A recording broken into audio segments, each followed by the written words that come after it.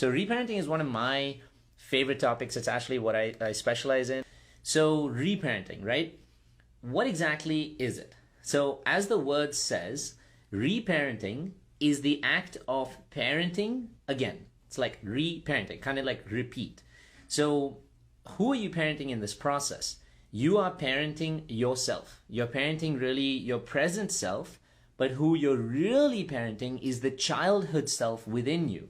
The childhood self within you, what we call the inner child who lives within you. And that is the version of you that was existent when you were really, really small. So when you were in between the ages of 0 and 14 is really what we consider on a broad spectrum, but it is primarily in the ages of between 0 and 5 are really important, and then 5 to 16ish. Why do we need it? This is the biggest question. So here's what I want to explain to you about the science behind why the psychology of reparenting is involved. When you are born, and this is one of the most remarkable things about the human species, we are the most social species that exists amongst any animal or being. And so when you're born like most animals in a very dependent state. So you are born with no capacity to be able to take care of yourself, survive for yourself. Like you may have seen little animals who after a day or two with their parents, they fend for themselves. The animals let them out, their parents left them out into the wild. But when you are born, there is a strong dependency from you onto your parents to be able to take care of you, to be able to nourish you, to be able to provide for you, to be able to grow you, to provide you security, but most importantly, to provide you love. So all of those things in Maslow's hierarchy of needs, if you've ever heard of that, you'll find baseline security of food, shelter, etc. on those.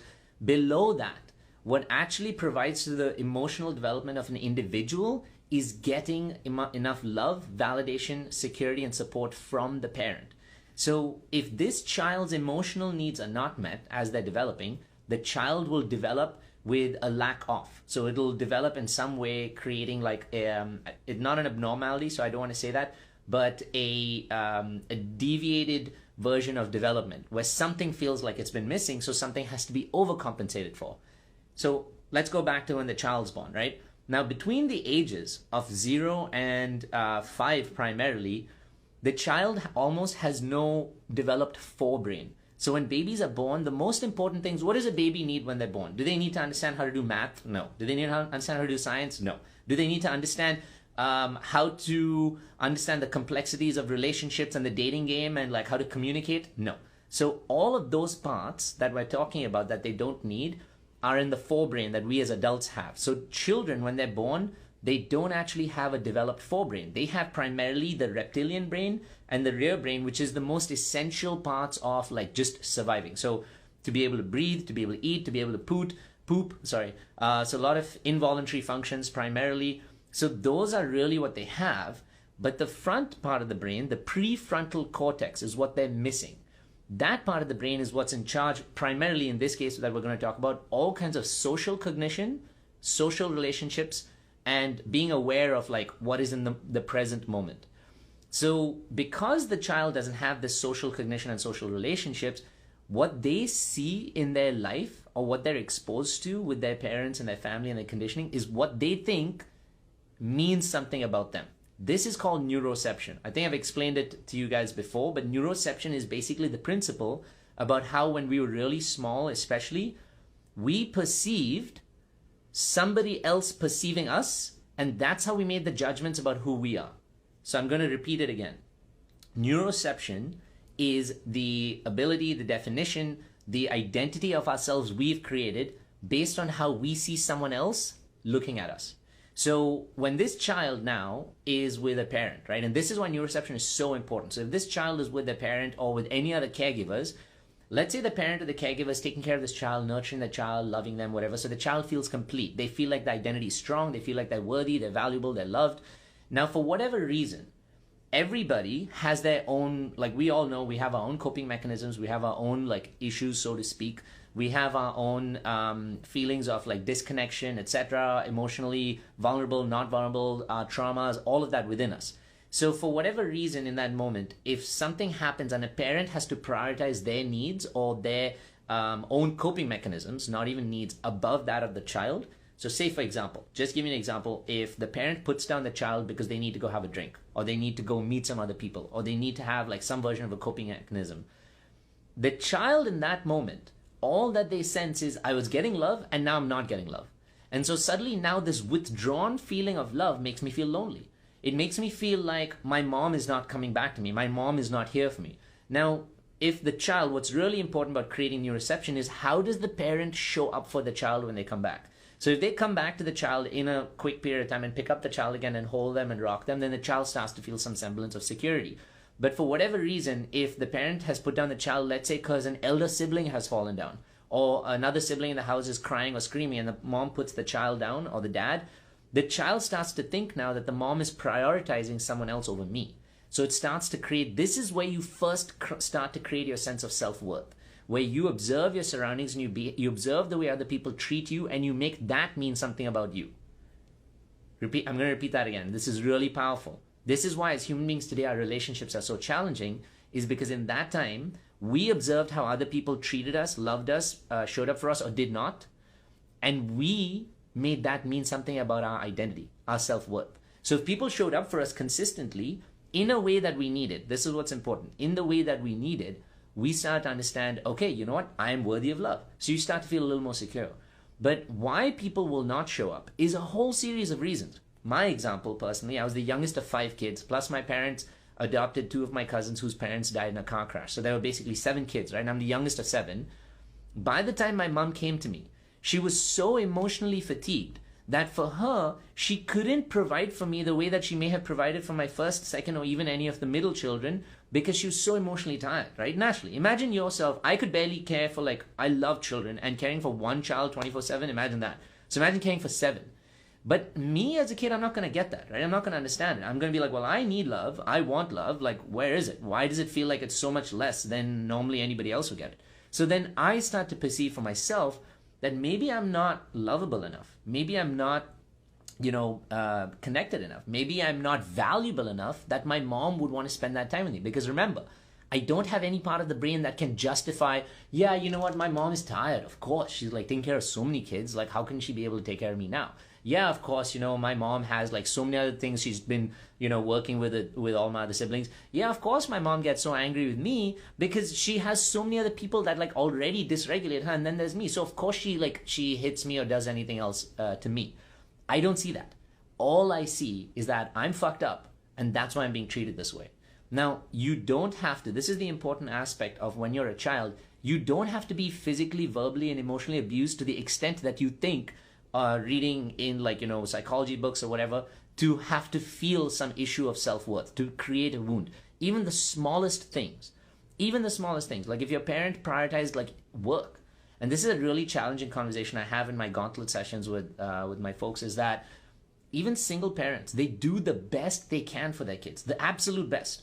But the child still feels like, you know what, you're working too much. I don't see you enough. I don't get cared for enough. I don't get hugged for enough, hugged by you enough. And so the child at that point feels like, I spend most of the time in my daycare or my sitters or something else or whatever else. So inevitably, the child develops a complex about themselves. And so what I want to tell you, and this is the base truth of it, there is no such thing as the perfect parent. There is not. Someone asked me this 2 years ago, actually, on a call once, and we were having a conversation. It was like a conference call. And they were challenging this idea, and they said, Yats, can you give us some idea on how we can be the perfect parent? And I was like, it is virtually impossible to be the perfect parent.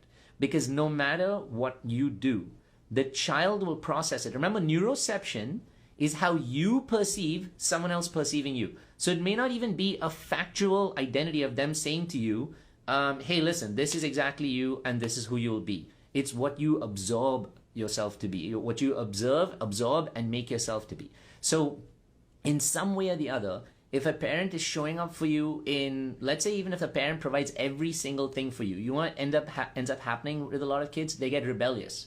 Why is that? Because the child needs to develop its own identity.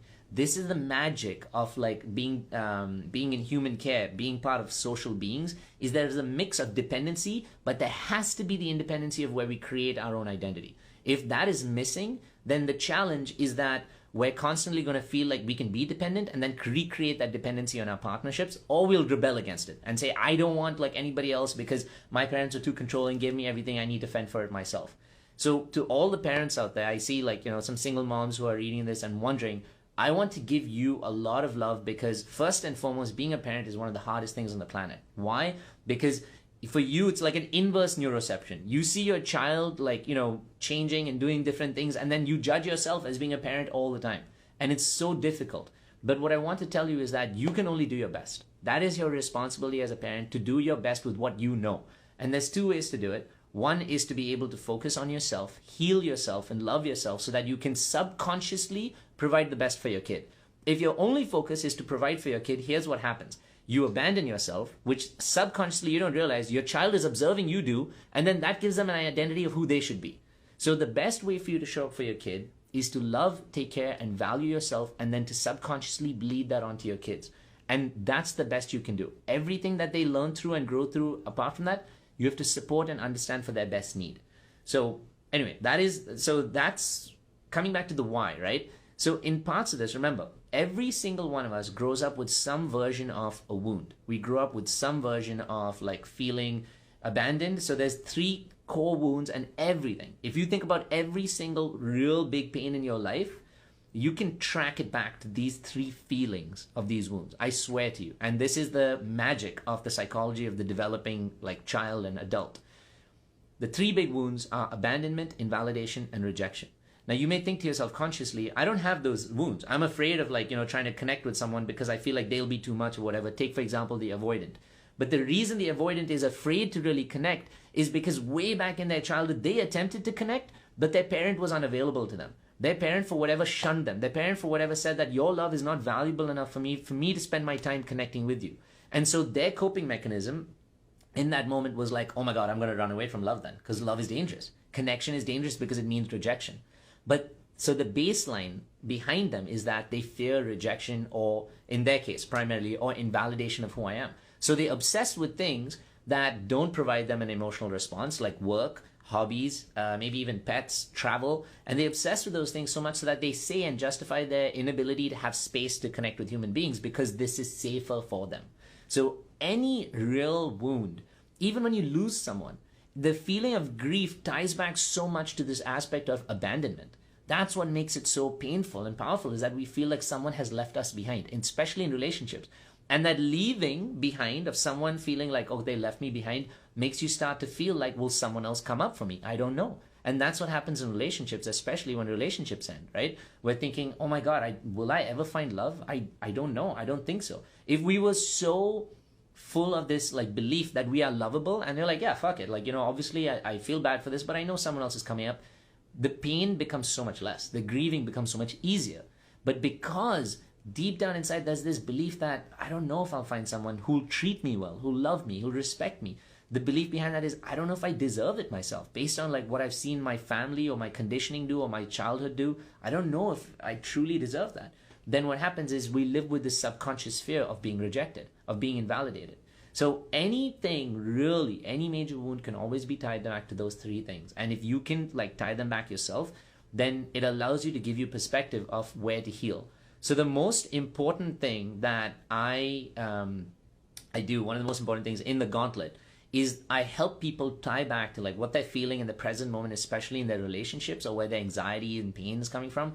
I help them tie it back to like where in their childhood that's really come from. And that's a process of compassionate inquiry. So going back to the reparenting, right? And we're going through this process now where we feel we have that invalidation, rejection, abandonment that's living with us.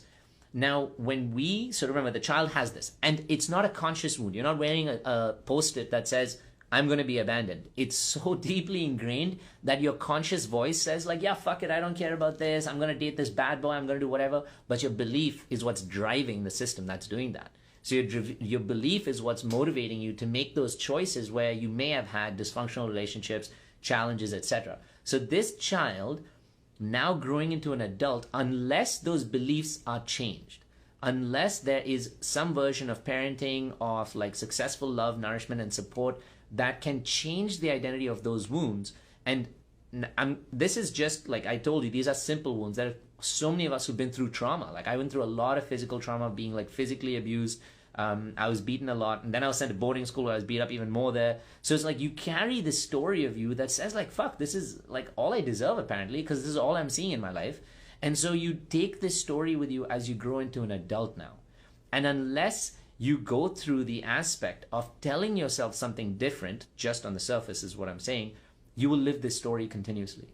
And so your relationships will be a conscious attempt for you to find love, but a subconscious attempt for you to break it off, because subconsciously you don't deserve it, and that's actually what drives you. That's actually what creates the motivation behind most of our actions. And the ego is what masks it as saying, no, I'm going to find love, I'm going to find connection, I'm getting on a dating site because I want to meet a good guy. But why is it that we keep meeting people who don't work out with us? Whether they're assholes, narcissists, like whatever they are, is irrespective. Why are we attracting them into our lives? Second, why are we accepting even the connection with them and the behavior they're offering? Because subconsciously we believe that that is what we're really worth. And so this wound, now remember, this was a wound that you had 15, 20, 30, 40, 50 years ago, which is subconsciously driving all of your decisions. It's actually now, it's so deep, it's unconsciously driving your decisions. It's now become deep into your shadow side. You don't even think about it because you think it's not there. And why reparenting is so important is because you have to be able to have that success and believe you are loved. You cannot just sit there with yourself and say, I am loved, I am important, I'm going to have a good life, I'm going to have a good day. You can do that. That's an affirmation. And what that'll do is that'll create a little bit of motivation in the moment. But a belief is so deep set that you have to do something that goes that deep to be able to change it. An affirmation is on the present. It's your conscious like thought in that current moment. You can say them to yourselves a billion times. It'll help you push like let's say it's something that helps you go 20 meters, right? Or like you guys talk about feet, so maybe like 100 feet. But for you to go that whole mile, for you to actually make that difference, you have to go really deep and change the driving factor. And so what reparenting really is it's you changing your own goddamn story. That's what reparenting really is. It's you changing that internal belief that you have inside of you, not because of you, but because of your conditioning, because of the trauma you were exposed to, because of the conditioning from your like environment, from your family, your parents, your school. It's because of the internal beliefs that were created because of the conditioning, and it's because of the coping mechanisms that came out because of those internal beliefs and wounds. So there's so much of your behavioral system that has to be understood, and that has to be not changed, but that has to be loved, so that the belief system can be changed, so that the action in the present moment can be changed. Like I said, if I'm consciously saying, yeah, I want to find this partner, whatever, but subconsciously I'm like, I'm so scared because I don't really know if I deserve love, then that's what's going to come true. Now, on the other end, if I don't necessarily say anything verbally, and I'm not saying I'm going to find the partner, but deep down inside, I'm like, wow, I truly am such a valuable and loving individual. I see where my pain lies, and I see where my trauma lies. I see what I'm sensitive to. I'm aware about it now. I see where my pattern lies, and what I find a weakness to, I'm aware about it now. I give myself compassion, give myself love, but I heal those wounds, those core wounds of invalidation, of rejection, of abandonment. I heal those through various processes. Then now you show up as someone who's like, hey, how you doing? But this is what's important and really powerful. You no longer depend on someone else to heal those wounds for you. This is one of the biggest things. If those wounds of invalidation, rejection, and abandonment are not healed, what we're subconsciously doing is we are trying to attract partners into our lives that represent either our parents or our conditioning from when we were kids. And our hope is that somehow in this relationship, we will be able to convince them that we're worthy of love. And you know what that intention is? By doing that, we think that we're convincing our parents that we're really worthy of love. Which is why if you're able to analyze it, if you're able to sit with yourself, you will find that your partners represent so many of the traits from your childhood, whether it is of one particular parent, whether if it's of your parenthood, whether it's what you were exposed to, the behaviors that you were exposed to, whether it's the behaviors that you were used to for yourself. And so you don't realize this, but you're constantly attracting these partners into your life who represent that so that you can change that story. That's the real intention. And so if you reparent yourself, you get to decide and you get to choose the partners that really serve you and not the wounds that you had from your childhood. So this is your opportunity with reparenting to actually bring in a life for yourself that you really deserve, and not play the same fucking story on that tape recorder anymore. This is actually how you change your patterns, by being able to show up differently for your inner child.